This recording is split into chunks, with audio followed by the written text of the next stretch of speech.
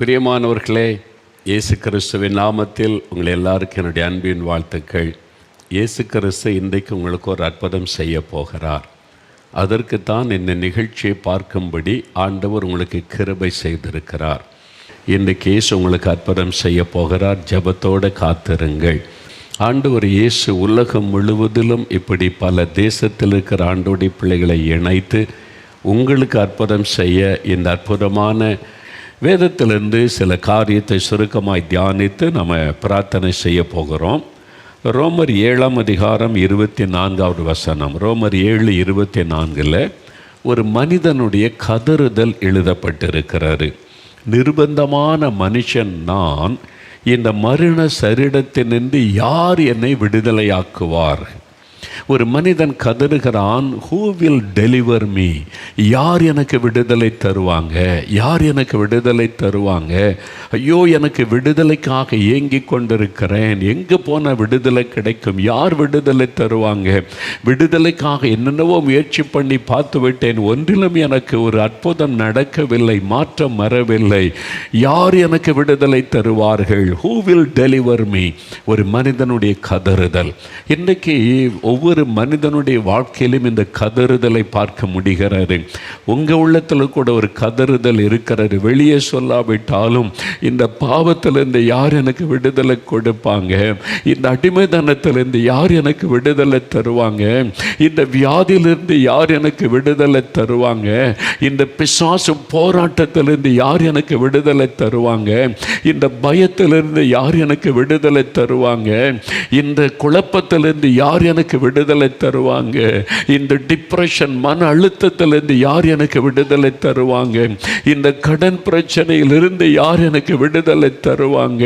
இந்த சாபத்திலிருந்து யார் விடுதலை தருவாங்க?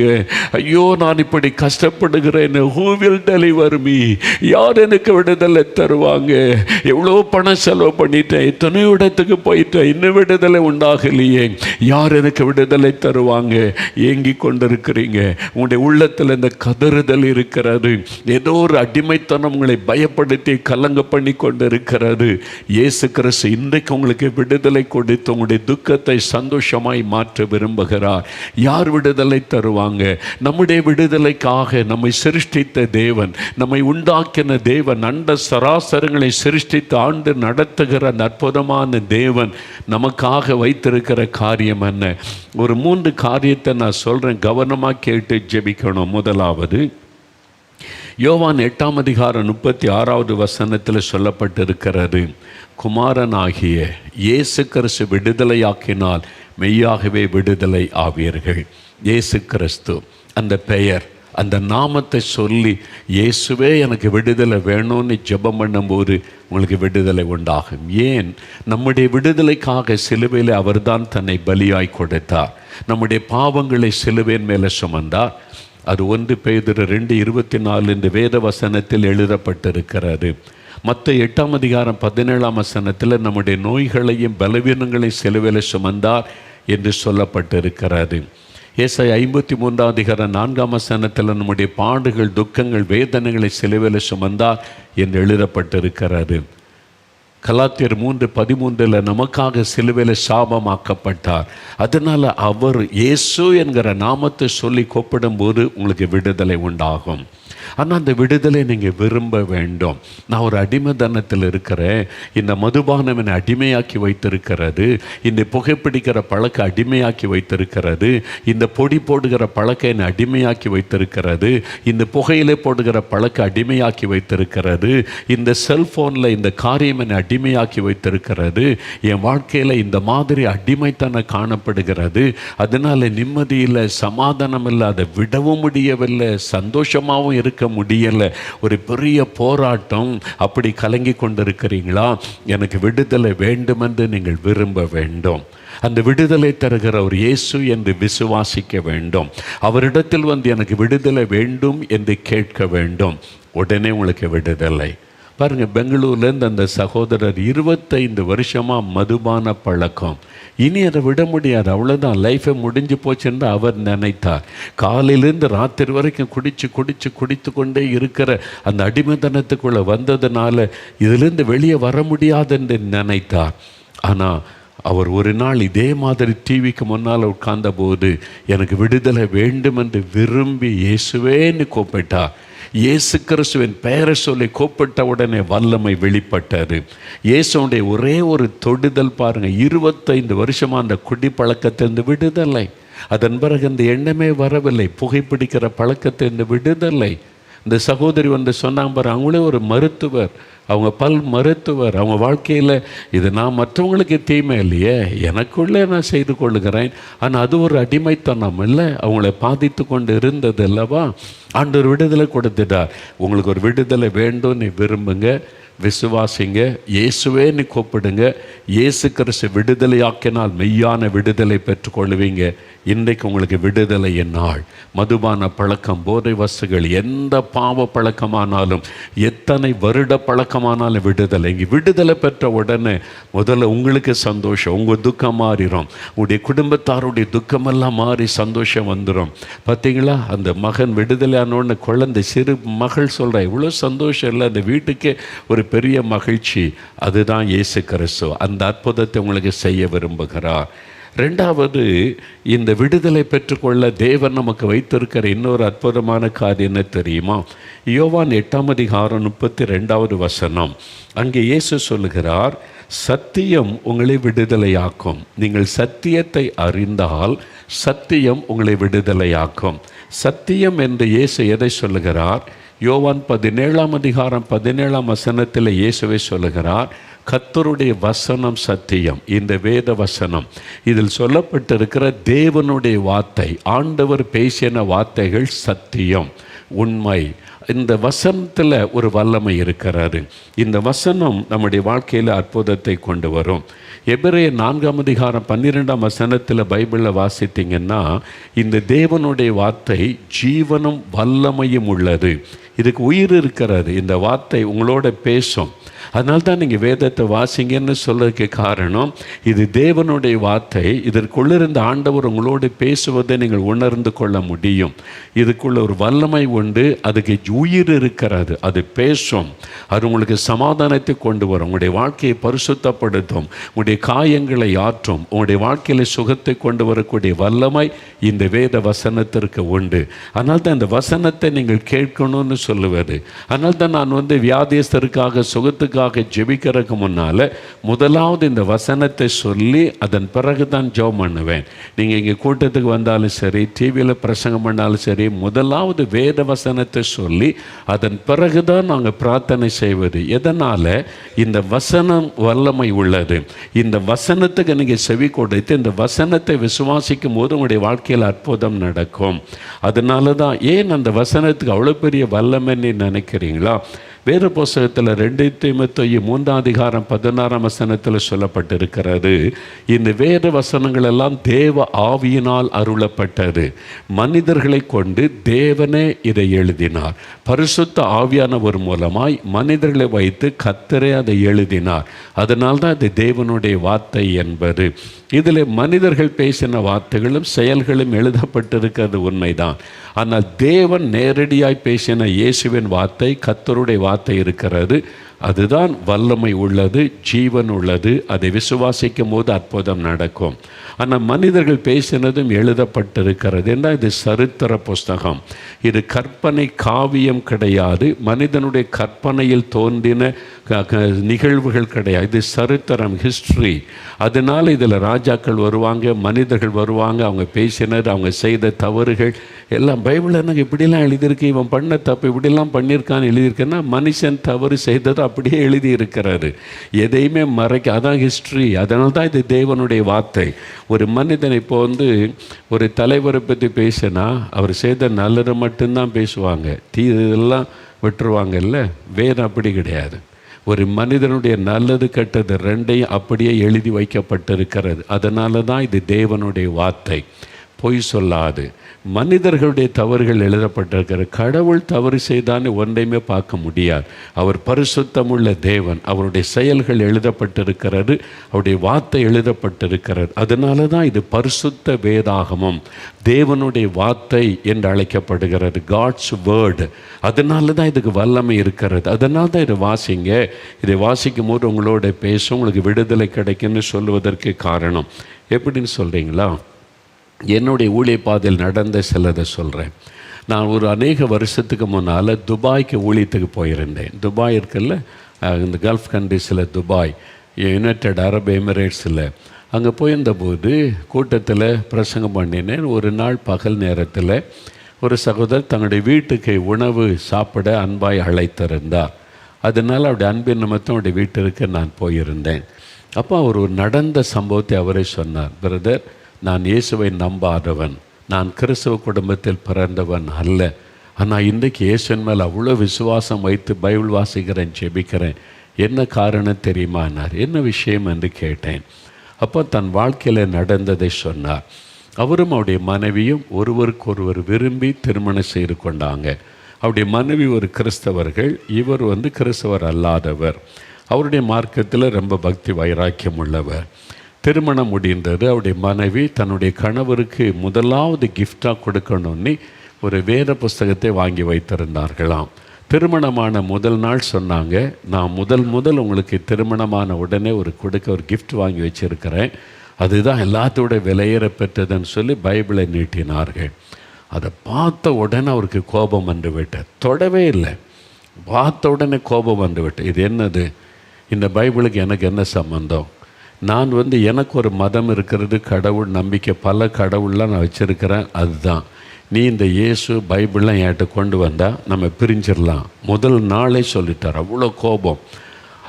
மனைவி ஷாக் ஆகிட்டாங்க. இந்த மாதிரி சொல்லுவான்னு நினைக்கவே இல்லை. உடனே சரின்னு சொல்லி பைபிளை அவங்க பெட்டிக்குள்ளே வைத்து கொண்டாங்க. அதன் பிறகு அவங்க பைபிளை பற்றி பேசினதில்லை, இயேசுவை பற்றி பேசினது இல்லை. அவர் ஒரு பெரிய ஆஃபீஸராக வேலை செய்கிறார், நிறைய சம்பாதிக்கிறார். ஆனால் அவருக்காக தவறாமல் ஜெபிப்பாங்க. இவங்க சர்ச்சுக்கு போகிறத தடுக்க மாட்டார், அவங்க பைபிள் வாசிக்கிறத தடுக்க மாட்டார். என் சர்ச்சு கூட கொண்டு விட்டுட்டு வருவார். அவ்வளோ அன்பானவர். அதனால் தன்னுடைய மதம், தன்னுடைய கடவுள்னு வைராக்கியமாக இருந்தார். இவங்க மனைவி அவங்களுக்காக ஜெபித்து கொண்டே இருந்தாங்க. பல வருஷங்கள் கடந்து விட்டது. பிள்ளைகள் பிறந்தாங்க, வளர்ந்தாங்க, எல்லாம் கடந்து விட்டது. ஒரு நாள் அவர் வேலை முடிச்சுட்டு மாலையில் வீட்டுக்கு வந்தார். நல்ல ஒரு ஆஃபீஸர். வீட்டுக்கு வந்துட்டு சோஃபாவில் உட்கார்ந்துட்டு பேப்பர் எடுத்து வாசித்து கொண்டு காஃபி கொண்டு வாமான்னு கேட்டார். அவருடைய மனைவி போய் கிச்சனில் காஃபி கலக்கி கொண்டு இருந்தாங்க, தயார் செய்து கொண்டு இருந்தாங்க.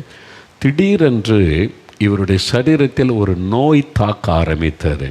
அது என்னென்னா பக்கவாதம். அவருடைய கால் முதலாவது இழுக்க ஆரம்பித்தது. அவருடைய ஒரு கால் அப்படியே வெட்டி இழுக்க ஆரம்பித்தோடனே அப்படியே கோணிக்கொண்டே போகுது. அவர் பார்க்குறாரு, என்ன ஆகுது என் உடம்பில்? அப்படியே அந்த நோய் காலிலிருந்து மேலே கொஞ்சம் கொஞ்சமாக ஏறி வருகிறது. அவரால் ஃபீல் பண்ண முடியுது. கொஞ்சம் கொஞ்சமாக செயல் இழக்குது. கால் வளைந்து விட்டது, செயல் இழக்குது. கை அப்படியே ஆட ஆரம்பிக்கிறது. உடனே சத்தமிட்டார். மனைவியை கூப்பிட்டார். அவங்க கிச்சன்லேருந்து ஓடி வந்தால் இவருக்கு பேப்பர் ஒரு பக்கம் கிடக்கு, சரிந்து படுத்திருக்கிறார். கை வளைஞ்சிக்கிட்டே போகுது, ஆடிக்கிட்டே போகுது. அவர் சொல்கிறாரு, பக்கவாதம், என் கால் செயலற்று போயிடுச்சு, இப்போ அந்த கை இழுத்து கொண்டே இருக்கிறது, அப்படியே வாய் கோண ஆரம்பிக்கிறாரு. ஒரு பக்கம் பாதிப்பு, அப்படியே அந்த நோய் தாக்கி கொண்டே வந்து அவருடைய உறுப்பை செயலிழக்க பண்ணி கொண்டே கண் முன்னால் பார்க்குறாங்க மனைவி. அவர் ஏதாவது செய்யன்னு சொல்கிறாரு. இவங்களுக்கு உடனே பதஷ்டம். ஒரு ஆஸ்பத்திரிக்கு கூப்பிடணும், ஆம்புலன்ஸு கூப்பிடணும், யாரும் அந்த மாதிரி எண்ணமே வரல. இந்த மாதிரி அவர் கண் முன்னால் அந்த வியாதி தாக்கி கொண்டே வந்து அவர் செயலற்று போய்கொண்டே இருக்கிறார்.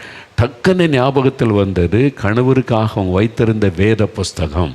அந்த வசனத்தின் வல்லமை அவங்களுக்கு தெரியும். நேராக ஓடி போனாங்க. பல வருஷத்துக்கு முன்னால் கணவருக்காக வாங்கி வைத்திருந்த பைபிள் பெட்டிக்குள்ள இருந்தது எடுத்து கொண்டு வந்தாங்க. டக்குன்னு அதை பிரித்து சங்கீதங்களின் புஸ்தகத்தை எடுத்தால் தான் வாசிக்க ஈஸியாக இருக்கும்ல. அதில் ஆண்டவரை துதிக்கிறது, ஜபமெல்லாம் இருக்கிறது. அதனால் டக்குன்னு இவர் இதை வாசிங்கன்னாங்க. இவர் அப்படியே பார்க்குறாரு, வியாதி தாக்கி கொண்டே இருக்கிறது. கை இப்போ செயலற்று போச்சு. ஒரு கை, காலும் ஒரு கையை செயலற்று விட்டது. அப்படியே கழுத்து இழுத்து வாய் கோண ஆரம்பித்து விட்டு கொஞ்ச நேரத்தில் பேச்சு போயிடும். அவருக்கே தெரியுது. மனைவி சொல்கிறாங்க, வாசிங்கன்றாங்க. அப்போ அவர் பார்த்துட்டு அவர் வாசிக்க ஆரம்பிக்கிறார். சத்தமாக வாசிங்கன்றாங்க. சங்கீத சத்தமாக வாசிக்கிறார். அதில் உள்ள வசனங்களை அவர் வாசிக்கிறார். வாசிங்க 1 அதிகாரம் 2 அதிகாரம். இவர் சத்தமாக வாசிக்க அவருடைய சரீரத்தில் ஒரு மாற்றம் நிகழ்கிறது. கோணி போன அவருடைய கழுத்து நேராகி வருகிறது. கோணி போன வாய் சரியாய் மாறுகிறது. அவர் இன்னும் சத்தமாக வாசிக்கிறார். அவருக்கு தெரியுது என் உடம்புல சுகம் ஆரம்பிக்குது, ஒரு ஹீலிங் நடக்குது. தெரிஞ்ச உடனே இன்னும் சத்தமாக வாசிக்கிறார். வாசிக்க வளைந்திருந்த கை அப்படியே கொஞ்சம் கொஞ்சமாக நேராக மாறுது. இது அவரே சொன்னது. அவர் வீட்டில் உட்கார்ந்து பேசும்போது அவர் ஆச்சரியமாய் சொன்னார். அப்படி வளைந்திருந்த கை அப்படி நேராக மாறுது. அப்புறம் கொஞ்ச நேரத்தில் இன்னும் சத்தமாக அதை வாசிக்க அவருடைய கால், செயலிட்டு போன கால் அப்படியே கொஞ்சம் கொஞ்சமாக அசைந்து செயல்பட ஆரம்பிக்கிறது. அப்படியே அந்த வியாதி போய்விடும். அவர் சொன்னார், நான் அதை வாசிக்க என்னை தாக்கின அந்த வியாதி பின்வாங்கி போனது. எந்தெந்த உறுப்பெல்லாம் பாதிக்கப்பட்டு அதில் மறுபடியும் நார்மலாய் மாறிவிட்டது. அவர் சொன்னார், இந்த வசனத்துக்கு இவ்வளோ பெரிய வல்லமை இருக்குதா? இதை வாசித்தா இப்படியெல்லாம் அற்புதம் நடக்குமா? ஏதோ ஒரு மத புஸ்தகம், இவங்க கிறிஸ்தவ மதத்தை பரப்புறதுக்கு இதை வச்சுருக்காங்கல்ல நினைத்தேன். அதனால தான் இதை நான் வெறுத்தேன். இதில் இவ்வளோ பெரிய வல்லமை இருக்குன்னு அன்றைக்கு தான் எனக்கு தெரியும். அதன் பிறகு தான் அந்த பைபிளை என் மனைவி கையிலேருந்து வாங்கினேன். இதில் என்ன இருக்குதுன்னு வாசிக்கணும்னு வாசித்து, இந்த வேதாகமத்தின் தேவன் எப்படிப்பட்டவர், இவர் சர்வ வல்லமை உள்ளவர், வானத்தை பூமியை உண்டாக்கின சிருஷ்டித்த தேவன் என்பதை அறிந்து கொண்டு என் வாழ்க்கை அவருக்கு ஒப்பு கொடுத்தேன். இன்றைக்கி பைபிள் இல்லாமல் என் வாழ்க்கை இல்லை. தினமும் வாசிக்கிறேன். நான் எங்கே போனாலும் பைபிள் கொண்டு போகிறேன். இந்த வசனத்தில் அவ்வளோ பெரிய வல்லமை இருக்குன்னு சொன்னார். எவ்வளோ பெரிய அற்புதம் பார்த்தீங்களா? அதுக்கு தான் அதை வாசிக்கின்றோம். இங்கே முதல்ல மதத்தை பற்றி இதில் சொல்லப்படவே இல்லை. நம்மை உண்டாக்கின ஆண்டவரை பற்றி எழுதப்பட்டிருக்கிறது. நாம் எப்படி சிருஷ்டிக்கப்பட்டோம், எதற்காக ஆண்டவர் நம்மை உண்டாக்கி இருக்கிறார், நம்முடைய மரணத்திற்கு பிறகு நமக்கு என்ன நடக்கும், இனி உலகத்தில் என்ன நடக்கும், எல்லாமே இந்த வேதத்தில் இருக்கிறது. இப்போ என்ன நடக்கிறது, நம்முடைய பிரச்சனை போராட்டத்தில் எப்படி வாழணும், எல்லாமே இந்த வேதத்தில் இருக்கிறது. இது வாசிக்கும் போது நமக்கு சுகம் உண்டாகும். இது ஒரு ஔஷதம். கர்த்தருடைய வசனம் நல்ல மருந்து. இட்ஸ் எ மெடிசன் என்று வசனத்தில் சொல்லப்பட்டிருக்கிறது. இதை நீங்கள் வாசித்து அந்த வசனத்தை விசுவாசிக்க நோய்கள் மறையும், வியாதியை குணமாக்குற வல்லமை உள்ளது. நான் ஒரு சமயம் ஆஸ்திரேலியாவுக்கு ஊழியத்துக்கு போயிருந்த போது, அப்போ அங்கே ஒரு ஊழியக்காரரை சந்தித்து பேசி கொண்டிருந்தேன். ஒரு சபையினுடைய மெய்ப்பர், அவர் ஆஸ்திரேலியன், ஒரு வெள்ளைக்காரர். அவரோட அவங்களுடைய சபையில் தான் கூட்டெல்லாம் நடந்தது. அப்போ அவனுடைய பேச்சு கொண்டிருந்த போது அவர் சொன்னார், அவர் ஊழிய சபை ஆரம்பித்து வளர்ந்துக்கிட்டே இருக்குது. அப்போ ஹீலிங் அது மாதிரி ப்ரேயர்லாம் போனால் ரொம்ப உற்சாகம் போய் ஜெபிப்பார். ஆண்டவர் அற்புதம் செய்கிற ஆத்மாக்கள் சர்ச்சுக்கு வரும்னு சொல்லி. அப்போ ஒருத்தர் சொன்னாங்க, எங்கள் சொந்தக்காரங்க ஒருத்தங்க ஆஸ்பத்திரியில் இருக்கிறாங்க, அவங்களுக்காக இன்றைக்கி ஜெபிக்க வர முடியுமான்னு கூப்பிட்டாங்க. உடனே இந்த பாஸ்டர் சொன்னார், நான் வர்றேன்னு சொல்லி தன்னுடைய சபையாரில் 2-3 பேரை கூட்டிகிட்டு இந்த ஆஸ்பத்திரியில் ஒருத்தவங்க வியாதியில் இருக்கிறாங்களாம், நம்ம போய் ஜெபிச்சுட்டு வரலாம், அவங்க சுகமான அந்த ஆத்மா சர்ச்சுக்கு வருவாங்களே அப்படின்னு அந்த ஆத்மா பாரத்தோடு அவர் பைபிளை எடுத்துக்கிட்டு 2 விசுவாசிகளை கூட்டிகிட்டு ஆஸ்பத்திரிக்கு போனாராம். போனால் ஐசியூ யூனிட்டில் இன்டென்சிவ் கேரில் அவங்கள வச்சுருக்குது. எல்லாம் டியூப்லாம் போட்டு இவர் போய் நல்ல இயேசுவை பற்றி சொல்லணும், விசுவாசத்தை பலப்படுத்தணும், ஜெபிக்கணும் அப்படின்னு உற்சாகமாக போனால், அவர் சொன்னார், வயசான ஒரு பாட்டியம்மா, அவங்க பேச்சு மூச்சு இல்லாமல் இருக்கிறாங்க. வாய்க்குள்ளே டியூப் போட்டிருக்குது, மூக்கில் டியூப் போட்டிருக்குது, அங்கே ஒரு கருவியில் பொறித்த ஒரு நர்ஸ் உட்காந்து பார்த்துக்கிட்டே இருக்காங்க, பேச்சு மூச்சே இல்லை. நான் போய் இயேசுவை பற்றி சொல்லணும், விசுவாசத்தை பலப்படுத்தணும், ஜெபிக்கணும், அற்புதம் நடக்கும்னு போனால், என்னது இப்படி சாக கிடக்கிறாங்க, இது வயசான ஒரு பாட்டியம்மா, இது எப்படி நான் இவங்கள்ட்ட இயேசுவை பற்றி பேச முடியும், செபிக்க முடியும், ரொம்ப சோர்ந்து போயிட்டாராம். அப்போ அந்த அம்மா அந்த நர்ஸ் அவங்க கூட்டிகிட்டு போன, ஐயா ஜெபம் பண்ணுங்க அப்படின்னு சொல்லியிருக்கிறாங்க. இவருக்கு ரொம்ப உற்சாகமே இல்லை ஜெபத்தில். என்ன இயேசுவை பற்றி சொல்லணுன்றதான் ஆவல், அதுக்கு வாய்ப்பே இல்லைல்ல அப்படின்னு சொல்லிட்டு சோர்ந்து போன நிலைமையில் என்ன பண்ணுறது, இவங்களே சாக கிடக்கிறாங்க. ஜெபிச்சுக்கிட்டு இருக்கும்போது உயிர் போயிட்டு என்ன ஆகுறது, இந்த பாஸ்டர் ஜெபம் பண்ணார், இந்த அம்மா செத்து போச்சு இல்லை அவர் சொல்லுவாங்க, அது வேறு பயம். என்ன பண்ணுறேன்னு யோசித்தாராம். அந்த பாஸ்டர் சொன்னாங்க, அவன் நேரில் நான் பேசிக்கிட்டு இருக்கும்போது, பிரதர் அப்போ எனக்கு டக்குன்னு ஒரு காரியம் தான் ஞாபகம், வசனத்தை வாசிப்போம் அப்படின்னு சொல்லி பைபிள் வசனத்தை அவங்க எடுத்து காதுகிட்ட போய் பக்கத்தில் போய் அவங்க பேச்சு மூச்சு இல்லாமல் இருக்கும், கண்ணெல்லாம் மூடி கிடக்குது, பேச்சு மூச்சு இல்லை. அங்கே மானிட்டரில் வந்து எல்லாம் கருவி பொறுத்து ஒரு நர்ஸ் உட்காந்து கவனிச்சிக்கிட்டே இருக்காங்க, அவ்வளோதான். இவர் பக்கத்தில் போய் பெட்டு பக்கத்தில் போய் பைபிளை திறந்து அந்த காதில் கேட்குற மாதிரி வசனத்தை வாசித்தாராம். அப்படியே வசனத்தை வாசிக்கிறார். ஒரு 5 நிமிஷம் வாசித்திருப்பார். அந்த நர்ஸ் அங்கே உட்காந்துருந்தாங்கல்ல, அந்த கருவியில் மானிட்டரை பார்த்துக்கிட்டு நான் ஓடி வந்து வாட் ஆர் யூ டூயிங் அப்படின்னு கேட்டாங்க. என்னையா பண்ணுறீங்க அப்படின்னு கேட்டாங்களா. இவர் பயந்துட்டார். நம்ம தப்பு பண்ணிட்டோம் போல், நம்ம வசனத்தை தானே வாசித்தோம், நம்ம ஒன்றும் பண்ணலையே. அந்த அம்மா வந்து இப்படி கேட்குறாங்கண்ணா, வாட் ஆர் யூ டூயிங்னா ஒன்று, nothing, I am reading the word of God, the Bible, வசனத்தை அவங்களுக்கு வாசிக்கிறேன், காதில் கேட்குற மாதிரின்ன ஒன்று. அவங்க சொன்னாங்களா, டூ இட் கண்டினியூவலி, நீ செய்கிறத தொடர்ந்து செய்யினாங்களாம். இவருக்கு ஆச்சரியம். நான் பயந்துட்டு அந்த அம்மா நீ செய்கிறத தொடர்ந்து செய்யின்னு சொல்கிறாங்களேன்னு என்ன விஷயம்னு கேட்டேன். நான் இந்த மானிட்டர் முன்னால் வாரக்கணக்காக உட்காந்துருக்கிறேன். இந்த அம்மா இதே மாதிரி கோமாவில் இருக்கிறாங்க. அவனுடைய சரீரத்தில் அவருடைய ஹார்ட்டு, லங்ஸு, அவருடைய ஒவ்வொரு உறுப்பு எப்படி செயல்படுன்னு பார்த்துக்கிட்டே இருக்கேன். ஒரு மாற்றமும் இல்லை, இப்படியே தான் இருக்காங்க. நீ ஏதோ பண்ணுன, இப்போ அவனுடைய லங்ஸு செயல்படுது, ஹார்ட்டு செயல்படுது, மாற்றம் வருது, மானிட்டரில் தெரியுது, சேஞ்ச் வருது, உள்ள உறுப்புக்குள்ளே மாற்றம் வருது, சேஞ்சு தெரியுது. நான் இவ்வளோ நாள் பார்த்தேன் இந்த அம்மா ஒன்றுமே இல்லாமல் கிடக்குதுன்னு, இப்போ தான் சேஞ்சு தெரியுது. டூ இட் கண்டினியூவலின்றாங்க. நீங்கள் தொடர்ந்து செய்யணும்னு இவருக்கு பெரிய உற்சாகம் வந்துட்டு, விசுவாசம் வந்துட்டு. இப்போ இந்த வசனத்தை காது கேட்க வாசிக்கிறார். தொடர்ந்து வாசிக்க வாசிக்க வாசிக்க ஒரு சேஞ்ச். மரித்து போயிருந்த உள் உறுப்புகள் செயல்பட ஆரம்பித்து விட்டார். இந்த வசனத்துக்கு மரித்து போன உறுப்பை கூட திரும்பவும் உயிர்ப்பிக்கிற வல்லமை உண்டு. இயேசு ஒரு வார்த்தை சொல், லாசருவே எழுந்திரு. இயேசுடைய வாய்ந்து புறப்பட்ட வார்த்தை மரித்து போன அவனுடைய சரீரத்துக்குள்ளே உயிரை கொண்டு வந்து விட்டார். வாலிபனை எழுந்திரு என்று உனக்கு சொல்லுகிறேன் இயேசு சொல்கிறார். மரித்து போன வாலிபனுடைய அந்த உறுப்புகள் உயிர் பெற்று எழும்புகிறது. அதுதான் இயேசுடைய வார்த்தையின் வல்லமை. அந்த வல்லமை தான் இந்த வசனம். இதை நீங்கள் அதனால தான் காது கேட்க நீங்கள் வாசிக்கணும். பாருங்கள், அற்புதமான சுகம்.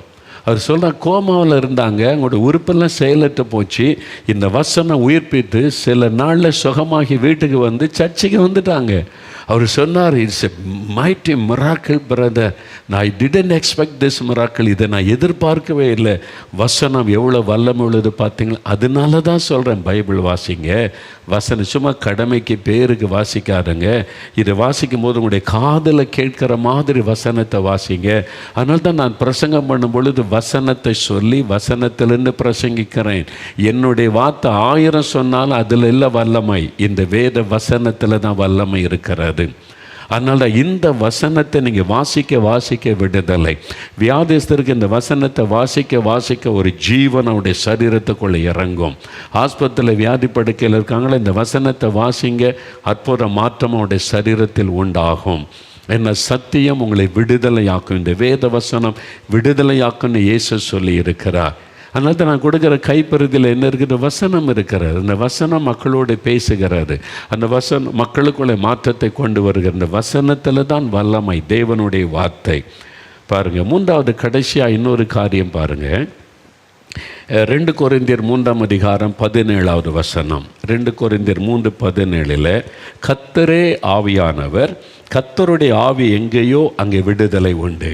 யார் என்னை விடுதலை ஆக்குவார்கள் என்று கலங்கி நிற்கிறீங்கல்ல, இயேசுவின் நாமத்தை சொன்னால் விடுதலை.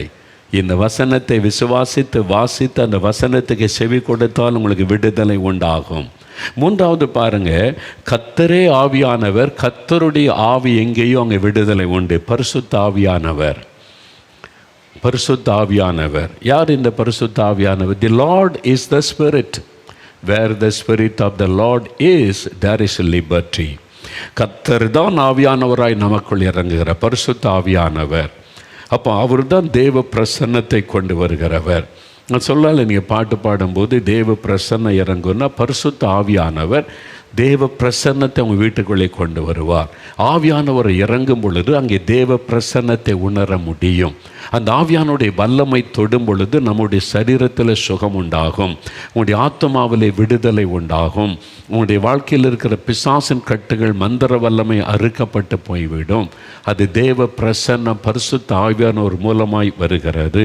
அந்த ஆவியானவர் எங்கே இருக்கிறாரோ அங்கே விடுதலை. அதனால தான் நீங்கள் வீட்டில் ஜெபம் பண்ணுங்க, இயேசுவின் நாமத்தை சொல்லுங்கள், துதிங்கன்னு சொல்லும்போது துதிக்க துதிக்க ஆண்டவருடைய பிரசன்னம் ஆவியானவராக உங்களுடைய வீட்டுக்குள் இறங்குவார். அவர் இறங்கிட்டு அங்கே விடுதலை தான். சத்துருடைய கட்டுகள் அறுக்கப்பட்டு விடும், பில்லிசோனி அறுக்கப்பட்டு விடும், பாவக்கட்டுகள் அறுக்கப்பட்டு விடும், பயம் விலகிவிடும், மரணக்கட்டுகள் மாறிவிடும், அற்புதமான சுகம் உண்டாகும். நான் ஒரு சமயம் கனடா தேசத்தில் டொரண்டோ பட்டணத்தில் ஊழியத்துக்கு போயிருந்தேன் சில வருஷத்துக்கு முன்னால். அங்கே போயிருந்த போது ஞாபகம் இருக்குது, 3 நாள் கூட்டம், கடைசி நாள் ஆராதனை, சர்ச்சில் ஆராதனையில் தேவ செய்தியை நான் கொடுத்து கொண்டிருந்தேன். அங்கே ஒரு கிறிஸ்தவ குடும்பத்தார், அவருடைய தகப்பனார் வயசான ஒரு ஐயாவை வீல் சேரில் வச்சு கொண்டுட்டு வருவாங்க. 3 நாள் கூட்டத்துக்கு தள்ளிட்டு வருவாங்க, அப்படியே கொண்டு நிறுத்திட்டு உட்காருவாங்க. அவருக்கு பேச்சு மூச்சே கிடையாது, அப்படியே உட்காந்துருப்பார் தலையை சரிந்து. அப்படி ஆட்கள் பார்த்துருக்கீங்களா?